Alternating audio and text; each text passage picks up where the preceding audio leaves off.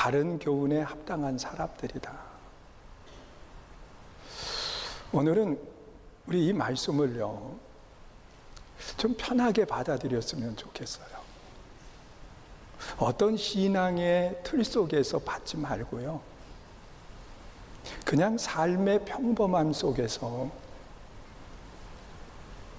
우리가 어떻게 이 땅의 삶을 살아가는 것이 하나님이 기뻐하는 모습일까?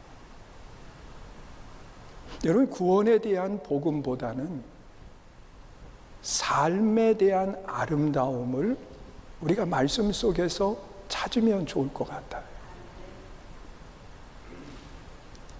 여러분, 합당하다고 하는 말,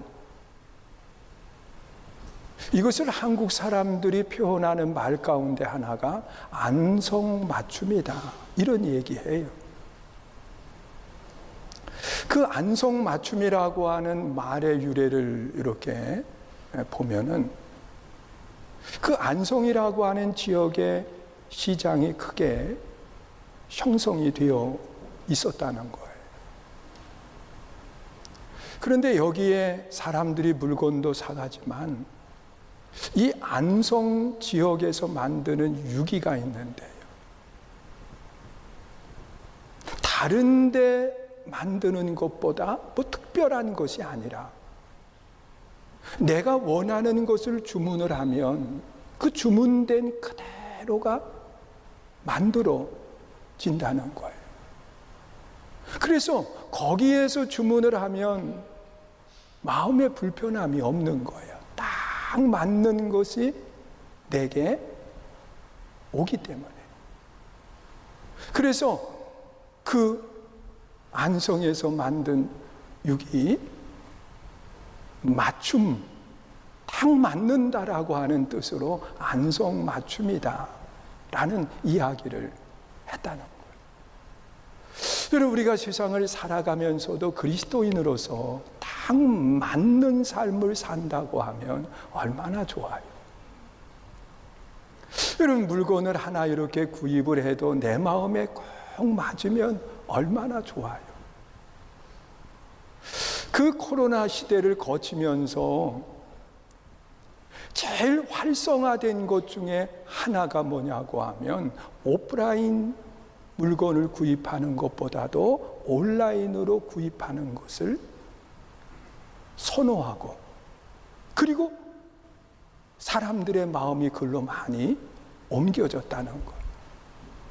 그래서 여기에 계신 분들을 다 이렇게 보면 온라인으로 많은 상품들을 구입을 해요. 아주 그날 주문을 하면 새벽에 벌써 와 있는 새벽 배송이라든지 이런 것들이 얼마나 많은지 몰라요. 저희 집도 보면 집에 들어가다가 이만한 박스 하나 와 있으면 그 들고 들어가는데,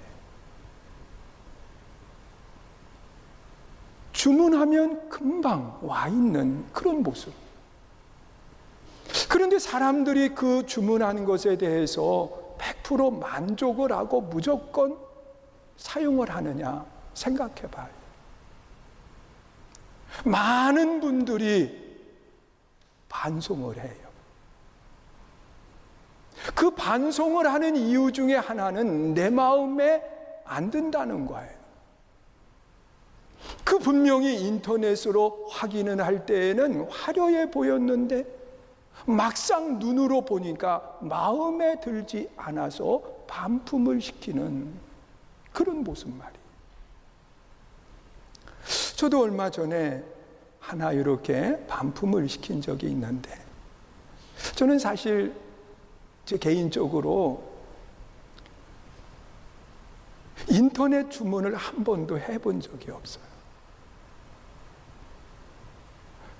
뭘 사야 되는 거 있으면 제 아내가 거의 이렇게 사고요. 내게 꼭 필요한 게 있으면 우리 큰아이한테 부탁을 하면 아주 주문을 잘 해줘요. 그리고 좋은 점 하나가 제가 돈을 안 낸다는 사실이에요. 그 아이가 돈을 다 지불을 하고 그리고 이제 물건을 배달받는데, 아니 그거 주문해 놓고 난 뒤에 아빠 돈 보내세요. 그러면 불효자잖아요. 그래서 우리 큰아이한테 부탁을 필요한 건 하고, 또 사무실에서는 뭐 제가 주문할 거 없어요. 사무실로 이야기하면 알아서 주문들을 다 하니까 말이에요. 그런데 내가 주문하고도 그것이 내 마음에 안 들어서 반송을 시키는 것이, 모르겠어요. 정확한 통계는 나온 걸 제가 못 봐서 그런데 제 가정의 예를 든다고 하면 한 30% 정도는 마음에 안 들지 않을까 생각을 해요. 어떤 사람은 주문을 해놓고 마음이 바뀐 거예요. 그래서 자기 변심 때문에 반송하는 그런 일들도 생기죠. 여러분, 합당이라고 하는 것은요, 그 일에 가장 적합한 것을 이야기하고 그리고 내 마음에 딱 드는 그런 모습을 이야기하고 있어요. 여러분, 우리가 예수를 믿으면서 우리 삶에 있어서 하나님의 기준에 합당한 삶을 산다고 하는 것이 뭘까? 여러분, 사도 바울은 디도에게 편지를 쓰면서 그 나이가 많이 드신 분들 그리고 젊은 분들이 세상을 살아가면서 그리스도인으로 합당하게 사는 삶의 모습을 이야기하고 있어요. 자, 어떻게 살아가야 될까? 오늘 본문 2절에 보면 나이가 드신 분들의 삶이 이러해야 된다, 그러면서 이야기해요. 보세요. 읽습니다. 시작. 늙은 남자는 절제하며 경건하며 신중하며 믿음과 사랑과 인내함에 온전하게 하고. 그래서 자, 우리가 나이가 들면 들수록 절제된 삶이 필요하다고 그렇게 이야기를 하고 있습니다. 그런데 절제라고 하는 것은 참는 것을 절제라고 말하지 않아요. 절제는 분명한 선을 그어 놓고 그 선을 넘어가지 않는 것을 가리켜서 절제다, 그렇게 이야기해요.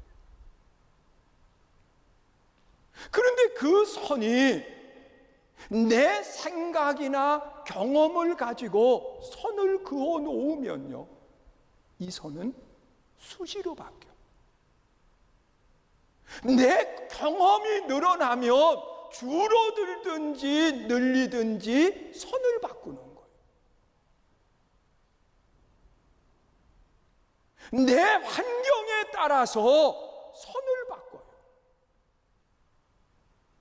이것은 절대로 절제된 그리스도인의 삶의 모습이 아니라는 거예요. 여러분, 선을 그어 놓되 변하지 않는 선이어야 돼요. 여러분, 세상에 변하지 않는 선이 무엇인가 생각해 봐요. 여러분, 내 경험이나 내 판단이나 환경이나 조건에 따라서 그어놓은 선이 아니라 예수 믿는 사람으로서 하나님의 뜻에 맞는 선을 그어야 돼요. 이것을 우리는 하나님의 말씀에 비추어서 말씀의 선을 이야기하는 거예요. 여러분, 이 분명한 선을 가지고 있는 사람들은요, 그 선을 넘어가지 않아요. 이 선이 불분명하면 수시로 넘어갔다 들어와요. 이것은 그리스도인의 아름다운 삶의 모습이 아니에요. 여러분, 성경에 보면 아주 분명한 선을 가지고 있었던 한 사람이 있어요. 그는 누구냐? 요셉이에요. 이 요셉은요, 꿈을 꾸는 사람이었고, 이 요셉은 젊지만 요셉은 분명한 선을 가지고 있어요. 그래서 성경에 나타나 있는 말씀을 보면 요셉은 그 선을 넘지를 않아요. 여러분, 내게 유익이 된다 할지라도, 또 내게 편안함을 갖게 한다 할지라도 요셉은 그 선을 넘지 않아요. 여러분, 아버지와 함께 있으면서도 그 선을 넘지 않아요. 여러분, 아버지가 심부름을 보냈을 때 형들이 아버지가 이야기한 장소를 이미 떠났거든요. 그러면 자기 판단과 기준에 따라서 움직일 수 있지만 아버지가 형들에 대해서 알아보고 오라고 했기 때문에 그것을 이루기 위해서 물어 찾아가요. 자기의 생명이 위험한 장소라고 하더라도 그 자리를 찾아가요. 또한 보디발의 집에서 종으로서의 삶을 살아가면서도 그는 분명한 선이 있었어요. 여러분, 보디발의 아내의 유혹을 받았을 때 자기가 편해질 수 있어요. 그런데 요셉은 그 선을 넘지 않아. 그 결과 감옥 속에 들어가지만 이 요셉은 변하지 않는 선, 하나님의 말씀의 선을 절대로 넘어가지 않는 절제된 생활을 하는 모습을 찾아봐요. 그러나 성경은 선을 넘은 사람에 대한 이야기도 하고 있어요. 여러분, 대표적인 사람을 꼽으라고 하면 다윗이에요. 여러분, 다윗은 하나님의 말씀에 선을 넘어가서 우리아의 아내를 범하고, 그리고 우리아를 전쟁터에 내보내서 죽음의 자리로 몰아가요. 그 넘은 선으로 인해서 다윗은 끊임없는 고난과 어려움을 만나. 그리고 그 선을 넘은 것에 대해서 자기의 눈물이 침상을 띄울 정도로 하나님 앞에 통회하며 회개를 해요. 여러분, 선이라고 하는 것은 쉽게 넘어가야 되는 것 아니에요. 여러분, 절제라고 하는 것은 절대로 변하지 않는 선을 가지고 있어야 되고, 그 선을 넘지 않는 신앙의 삶을 말하는 거예요. 오늘 우리가 과연 선을 가지고 있는가, 우리 돌아보세요. 아직 선을 갖지 않았다고 하면 하나님의 말씀에 비추어서 하나님의 사람으로서 선을 가져야 돼요. 그리고 아무리 힘들어도, 아무리 나를 달콤하게 만들어도 그 선을 넘지 마라.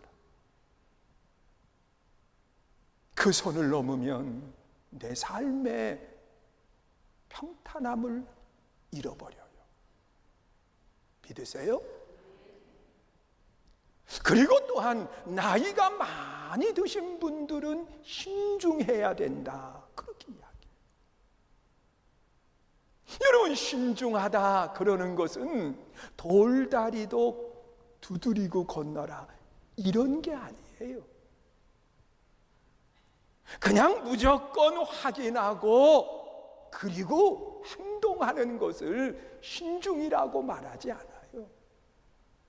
신중은요, 세상적인 표현 속에서는 이성이 나를 지배할 수 있게 해야 되는 것, 이것을 신중이다, 그렇게 표현을 해요. 그러나 그리스도인의 신중은요, 내가 나를 지배하고 내가 나를 컨트롤하고 가는 것이 아니라 그리스도가 나를 지배할 수 있게 해야 돼요. 하나님의 말씀이 나를 지배할 수 있게 해야 돼요. 그래야 신중하게 행동하는 모습을 갖는 거예요. 여러분, 내가 나를 지배하면 감정대로 행동하게 돼요. 여러분, 내가 나를 지배하면 나 좋은 대로 행동하게 돼요. 그러면 그 삶이 신중한 삶이 될 수가 없다는 거예요. 여러분, 하나님이 나를 지배해서 행동으로 옮겨지는 삶을 말하는 거예요. 예수님이 나를 지배하기 위해서는요, 우리는 행동하기 전에 한 번만 물으면 돼요. 믿으세요? 하나님, 해도 될까요? 물어보세요. 그 물음 속에 하나님의 지배를 받는 아름다운 모습이 되는 거예요. 여러분, 예수님께서 마지막 십자가를 앞에 놓고요, 예수님도 무엇을 하셨느냐고 하면 마지막 한 번 하나님께 물어요. 내가 원하는 것은 십자가를 안 지는 겁니다. 아프고 고통스러워서. 그러나 내 뜻대로 마옵시고 아버지의 원하는 대로 이루어지기 원합니다. 그러면서 아버지께 한번 묻고, 그리고 아버지가 나를 지배할 수 있도록 내어드리는 모습을 찾아보게 돼요. 여러분, 이것이 그리스도인의 신중함이에요.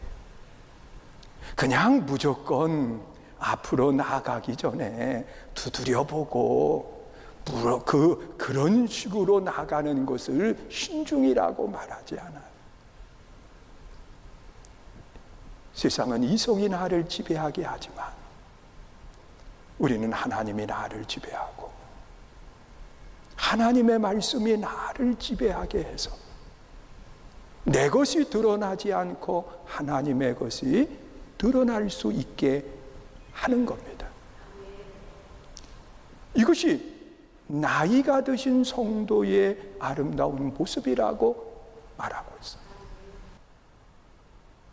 여러분, 저도 목회하면서 젊을 때에는 물불 안 가리고 그냥 뛰면 되는 줄 알았어요. 그런데 뛰다 보니까 따라오지 못하는 성도들은 가슴앓이를 해. 고통을 가. 여러분, 세월이 지나면서 이게 아니로구나.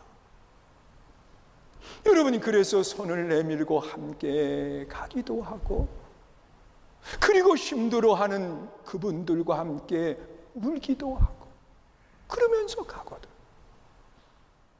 여러분, 젊은 분들은요, 다 있지만 무엇이 없느냐? 삶을 통한 경험이 없는 거예요. 그래서 우리는 나이 드신 분들의 교훈의 이야기를 잘 들을 수 있는 귀, 이것이 젊은 분들에게 필요한 덕목이라고 말하고 있어요. 그리고 또한 젊은 사람들은요, 사랑의 아름다운 모습을 가져야 된다고 이야기하고 있어요. 여러분, 우리가 사랑 그러면 최고의 사랑은 주는 것으로 늘 인식해 왔잖아요. 여러분, 생명까지라도 내어놓는 것을 사랑이라고 말하잖아요. 그런데 하나님의 최고의 사랑은 함께하는 사랑이에요. 여러분, 하나님의 사랑은요, 함께하는 사랑.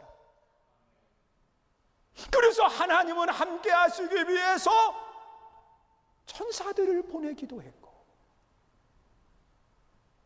야곱이 고난 중에 홀로 있을 때에 하나님은 천사를 보내서 그와 함께 하시는 모습을 찾아. 그 사랑에서 한 단계 더 나아가는 사랑은 독생자 예수님을 이 땅에 보내주신 사랑. 그래서 예수님이 이 땅에 오셔서 그 우는 자들의 눈물을 닦아두시고 고통하는 자들의 아픔을 담당해 주시고 그리고 슬퍼하는 사람들과 함께 슬퍼하시는 함께하는 사랑을 보여줘. 심지어 어디까지 함께 하시느냐? 죄악된 자리까지 함께 하시면서 십자가에 자신을 내어주는 그 고통의 자리에 함께하는 모습을 보여줘. 이런 예수님이 부활하시고 승천하시면서 제자들에게 무엇을 이야기하느냐? 성령께서 오시는데 성령께서는 어디든지 함께 하시고 언제든지 함께 하시고 항상 함께 하시겠다고 약속하고 있어요. 믿으십니까? 여러분, 또한 하나님의 그 함께 하시는 그 사랑은요, 성경에 나타나 있는 말씀을 보세요. 하나님이 제일 기뻐하는 일을 하는 그 사람에게 예수님은 그렇게 말씀을 해요. 너희는 모든 족속에게로 가서 아버지와 아들과 성령의 이름으로 세례를 주고 가르쳐 지키게 하라. 볼지어다 세상 끝날까지 내가 너와 함께 하시리라. 믿으십니까? 함께하는 사랑이 최고입니다. 여러분, 자녀를 사랑하면 자녀와 많은 시간을 함께 하세요. 내 부모를 사랑하면 부모님과 많은 시간을 함께 하세요. 여러분, 부부간에 사랑하면 함께하는 시간을 많이 가지세요. 여러분, 함께하는 것보다 더 큰 사랑은 없어요. 여러분, 성경에도 나타나 있는 말씀 속에 보면 하나님은 끝날까지 함께 하신다고 그랬거든. 여러분, 자녀를 사랑한다고 말하면서 너 여기 먹을 거 내가 많이 해놨으니까 네가 이거 마음껏 먹고 있어라. 그리고 며칠씩 밖에 다니다가 돌아오지 마요. 그래서 어린아이가 죽었잖아요. 먹을 것 있는데. 여러분, 그것보다 소중한 것은 함께함이에요. 믿으십니까? 이런 신앙의 삶을 살아야 된다고 말하고 있어요. 왜 그러느냐? 8절에서 그 답을 이야기해요. 읽습니다. 시작. 책망할 것이 없는 바른 말을 하게 하라. 이는 대적하는 자로 하여금 부끄러워 우리를 악하다 할 것이 없게 하려 함이라. 세상에 비난거리가 되지 않다. 예수 믿는 사람이 저래서 되느냐고 하는 비난거리 되지 않다. 여러분, 우리의 삶을 분명하게 생각해야 돼요. 우리는 절제된 삶을 살아가기 위해서 변하지 않는 말씀의 선을 가지고 살아요. 믿으세요? 달려가면서도 볼 수 있는 선이 우리 안에 있어요. 그리고 우리는 내가 나를 지배하는 것이 아니라 하나님이 나를 지배하실 수 있도록 신중한 삶을 살아야 돼요. 내가 나를 지배하면 삶의 결과는 신중함이 없어져요. 그러나 하나님이 나를 지배하시면 우리 삶은 신중한 행동으로 나타나요. 우리의 말은 모함하는 말을 하면 안 돼요. 상대를 고통 가운데 빠뜨리는 말을 이야기해요. 여러분, 우리는 삶의 교훈을 잘 들을 길을 가지고 살아야 돼요. 여러분, 그것은 내 인생을 훨씬 더 풍성하고 그리고 훨씬 더 앞으로 나아갈 수 있도록 만드는 요인이 돼요. 많은 사랑을 함께하는 시간을 가주세요. 거기에 하나님이 가장 기뻐하는 삶으로 나아가게 하시는 것 믿으세요? 우리 함께 찬양하고 기도합니다.